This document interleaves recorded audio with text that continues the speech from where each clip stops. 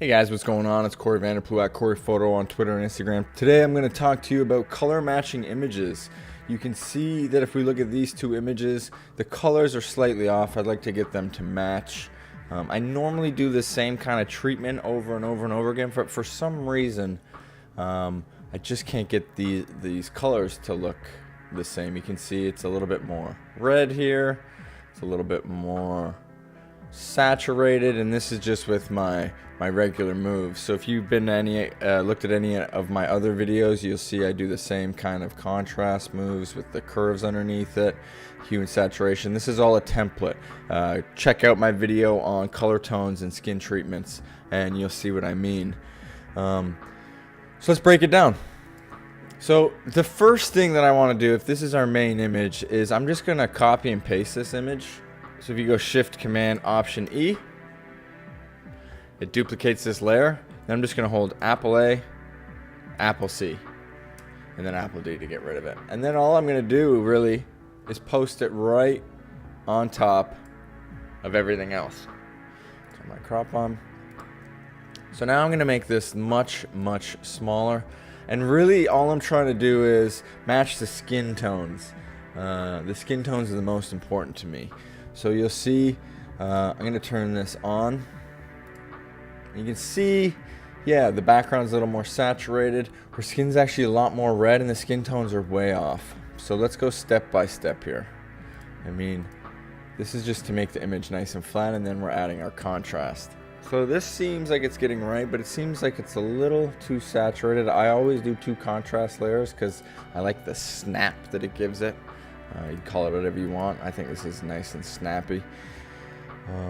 Turn my hue and saturation layer on. And again, these are cranked. Like, I cranked the first contrast almost full.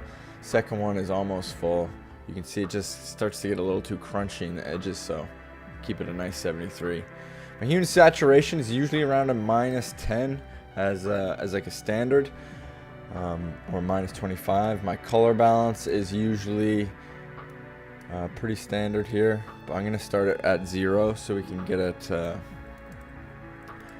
where we're starting, and then I always do a curves layer just to lift it. But you can see that the colors are just a little bit off. So the first thing I want to do is, I think it's too saturated. So I mean, these are our base. This is our base right here. I pretty much every photo can be manipulated enough just with these layers. Again, if you want to know more about these layers, look at the video up here in the right about again, how to deal with color tones and skin tones.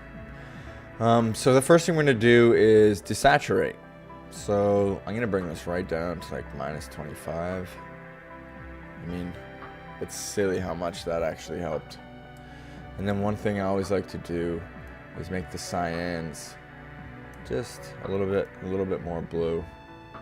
If you look now,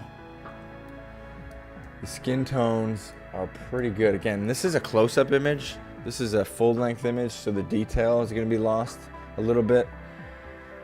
If we go back and forth, you can see a lot of detail in here. Not so much detail because it's a full-length image, but we're getting really close. I might have gone a little too far with the desaturation.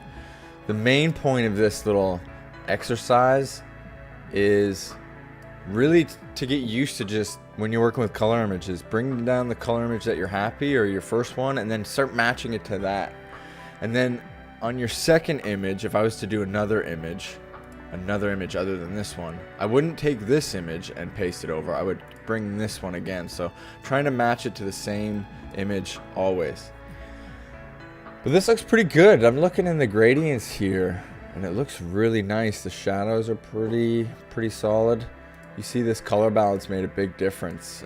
Got rid of some of the yellows and added a tinge of blue and just really made it mirror it pretty closely. This curves layer also did a lot. It just lifted up the shadows and in the mid-tones, and it did help a lot. But again, I honestly think if you just stay within these curves, the color balance, hue and saturation, and if you're like me and love a lot of contrast, this is really all you need.